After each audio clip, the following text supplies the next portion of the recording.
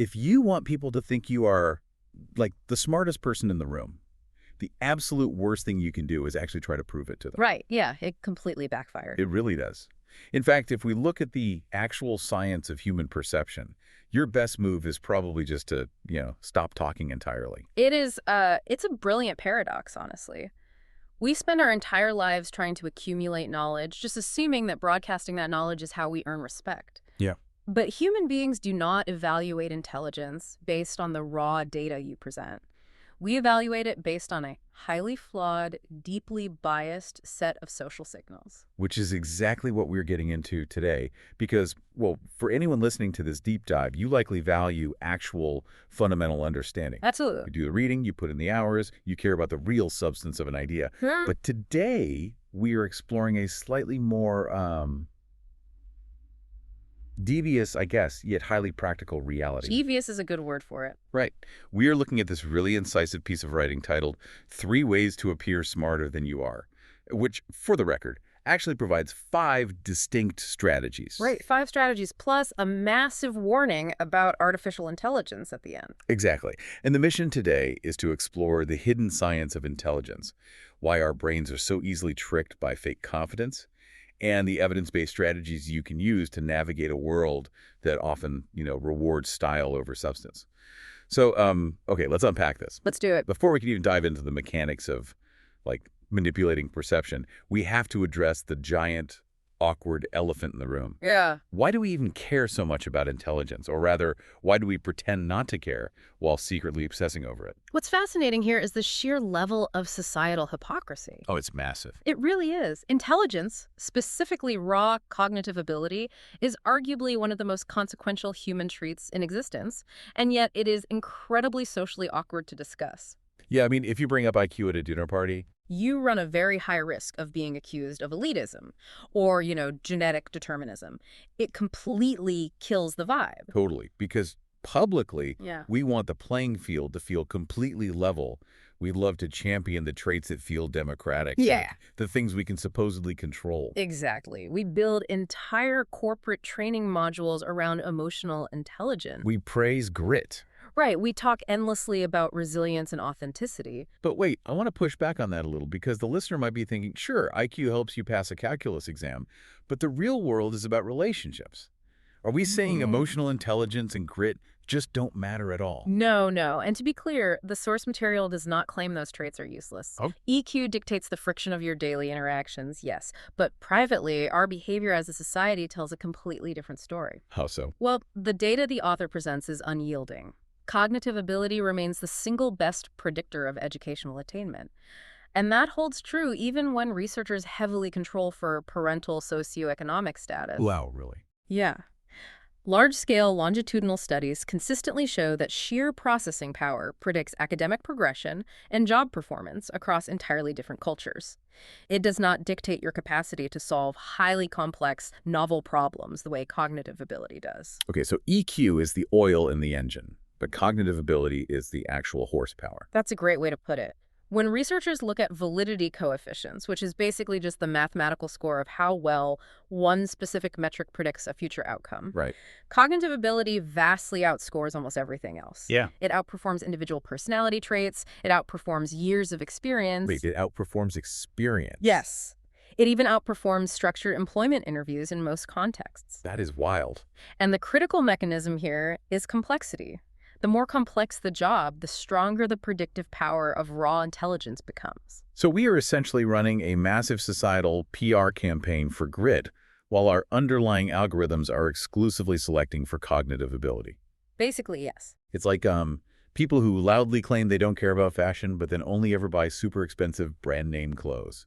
Or like a tech company that advertises how much they value diverse life experiences, but their automated resume scanner instantly deletes anyone who doesn't have a computer science degree from an Ivy League school. That is precisely the dynamic. We even engage in something called assortative mating, based on intelligence. Meaning we inherently seek out partners in our same cognitive weight class. Exactly. We actively partner with people of similar cognitive ability.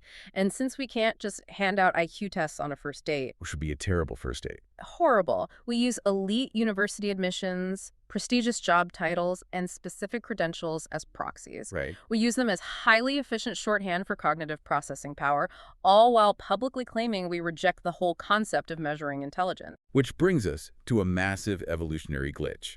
If we care this much about intelligence, if it dictates who we hire, who we marry, who we promote, you would assume human beings would have developed like a flawless, highly tuned radar for detecting it. We really should have. But the reality is that unstructured human judgments of intelligence are incredibly noisy and heavily biased. Yeah. We are spectacularly bad at identifying true cognitive ability in the wild. Because our brain's algorithm for detecting competence has been trained on terrible data, right? We don't have the time to actually test someone's processing speed in a meeting, so we rely on incredibly lazy visual and auditory heuristics. Precisely. And those heuristics create a dangerous landscape of false positives and false negatives. Okay, let's look at the false positives first. So the most powerful illusion of competence is simple, unearned confidence. The author anchors this in the work of Дэвида Даннинga and Justin Kruger. The Dunning-Kruger effect. No, I feel like people throw that term around a lot just to describe someone they find annoying. Right. What is the actual mechanism at play there? The mechanism is a fundamental lack of metacognition.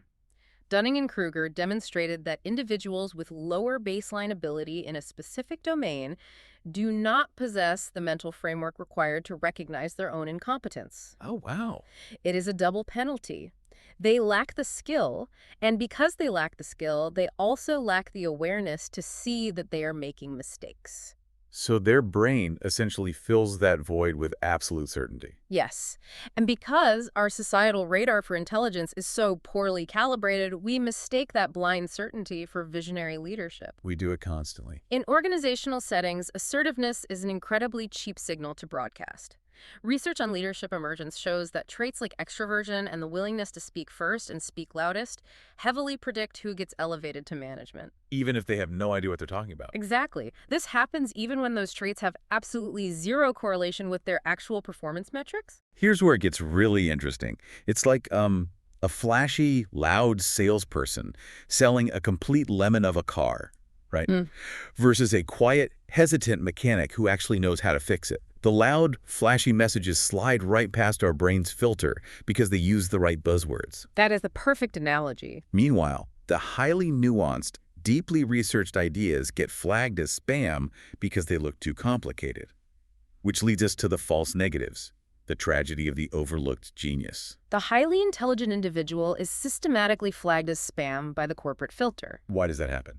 Because highly intelligent people process the world through a lens of complexity. They understand the variables. Therefore, their communication style naturally involves hedging. Right, they see the gray areas. Yes, they actively acknowledge uncertainty. They resist giving you a simple binary answer when the reality is a spectrum. But the average observer doesn't hear complexity. They hear hesitation. And hesitation is heavily penalized. Intellectual humility, which is the absolute hallmark of a brilliant scientific mind, is misinterpreted in a boardroom as weakness or ambiguity. That is so frustrating. The person who truly understands the problem is judged as less capable than the person who is simply too ignorant to see the risks. That dynamic is terrifying, honestly, because it fundamentally skews how the listener's world operates. It means promotions frequently reward impression management over actual output. Exactly. It reinforces inequality, too. Right. It means substance is routinely beaten by style. So if substance is losing, perception becomes a critical currency. It is a necessary survival skill. If you are navigating an environment where your audience, whether that is a hiring manager, a client, or a board of directors, lacks the technical expertise to judge your true ability, you have to learn how to manipulate the signals they're looking for. We have to reverse engineer the spam filter. Yes, we do. The source breaks down how to curate a smarter reputation, not by being louder, but by weaponizing the very cognitive biases we just talked about. Let's walk the listener through these 5 evidence-based strategies, starting with, well, just the sheer volume of words we use. Right. Strategy number 1, speak less, but say more. Okay. The instinct for most ambitious people is to over-explain. They want to show their work. They want to prove they have done the research by dumping a mountain of data onto the table. Guilty. I definitely do that. We all do. But the research on communication effectiveness shows that brevity is heavily correlated with perceived intelligence. Because of cognitive load. Yeah. Right. If I am listening to you, my working memory only has so much space. If you give me a dense, tightly structured two-sentence answer, my brain processes that as highly refined, high-quality data. Exactly. It signals that you possess the processing power to take a massive, chaotic subject, filter out the noise, and hand me only the essence. Whereas verbosity signals the opposite. Rambling suggests you haven't actually organized your own thoughts yet. You are making the listener do the analytical work for you. And closely tied to brevity is the actual vocabulary you choose, which is strategy number 2. Avoid unnecessary complexity. Right. There's a classic psychological study by Daniel Oppenheimer about this. Yes, Oppenheimer tested how people perceive intelligence based on vocabulary, and he found that actively trying to use complex, obscure words, essentially artificially inflating your language, makes you seem significantly less intelligent. Haha. Wait. So to look smart, I shouldn't swallow a thesaurus. No, do not swallow the thesaurus. Why, though? Does it just make you sound pretentious? It creates cognitive friction.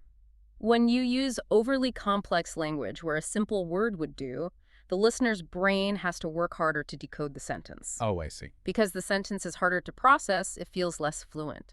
And human beings strongly associate fluency with truth and competence. If your idea is hard to understand, our biased brains assume the idea itself is flawed, or that you don't really know what you're talking about. But wait, if I just use incredibly simple language all the time, don't I run the risk of sounding totally entry-level? Like if I'm speaking to a room of engineers and I strip out all the technical jargon, they're going to think I have no idea how the system works. That is a crucial distinction. The source emphasizes a rule of balance. You need domain-specific precision. You eliminate the fluffy, pretentious adjectives, but you deploy highly precise technical terms exactly when they are needed. Okay, that makes sense. Simplicity provides the structure, but precision acts as a targeted signal to the experts in the room that you belong in their tribe. It is about finding the maximum impact with the minimum number of syllables. Exactly. Which brings us to strategy number 3. Ask better questions. This is an incredibly elegant strategy. High-ability individuals naturally gravitate toward inquiry rather than recitation. Right. By asking a forward-looking diagnostic question, you completely bypass the need to prove your baseline knowledge. You are demonstrating metacognition. You are showing how you think, rather than just reciting what you know. If someone presents a massive marketing plan, and instead of nitpicking the font choices, you ask, what underlying assumptions does this pricing model make about our competitors' supply chains? You instantly elevate your status. Yeah. You have framed yourself as the person looking at the structural integrity of the entire building, rather than just the paint color. And notice how that kind of question naturally introduces strategy number 4. Sure. Display calibrated uncertainty. Which feels completely counterintuitive. We just spent a significant amount of time establishing that the human brain falls for loud, absolute certainty. The Dunning-Kruger fast talkers win because they never show doubt. So why would expressing uncertainty make you look smart? Because it depends on the sophistication of your audience. Blind overconfidence works brilliantly on novices. But if you are dealing with experienced professionals, total certainty actually triggers their alarm bells. By actively acknowledging the limitations of your own argument, by saying things like, based on the available data, or a potential failure point here might be, you signal depth. You signal that your mind is open and actively evaluating real-time variables. You're immune to your own bias. Precisely. Uncalibrated confidence is fragile. One bad data point shatters it. Calibrated uncertainty is robust. It proves you have already done the risk assessment. I love that. Uncalibrated confidence is fragile. Yes. And the final strategy, number 5, is the most physical manifestation of this kind of control. Slow down your thinking. The deliberate pause. We live in a corporate culture that treats speed as the ultimate metric of intelligence. Like whoever unmutes their microphone fastest on the Zoom call must be the sharpest person in the room. We really do. But cognitive science, specifically the work of Daniel Kahneman, tells a completely different story. Right, Kahneman's framework of fast versus slow thinking. Yes. Fast thinking is intuitive, automatic, and highly susceptible to bias. It is a knee-jerk reaction. Slow thinking is analytical, deliberate, and requires heavy cognitive lifting. So when you are asked a complex question and you immediately launch into a rapid-fire answer, you are signaling to the room that you are relying on cheap, fast thinking. Exactly. But if you take a moment, you hold eye contact, take a 3-second deliberate pause, and then deliver a concise answer, you physically demonstrate that you are engaging deep analytical reflection. That pause commands immense authority. It tells the room that your words have weight and they are worth waiting for. Okay, so a listener could take these 5 strategies: be brief, drop the thesaurus, ask diagnostic questions, calibrate your uncertainty, and use the deliberate pause and think, this is a great checklist.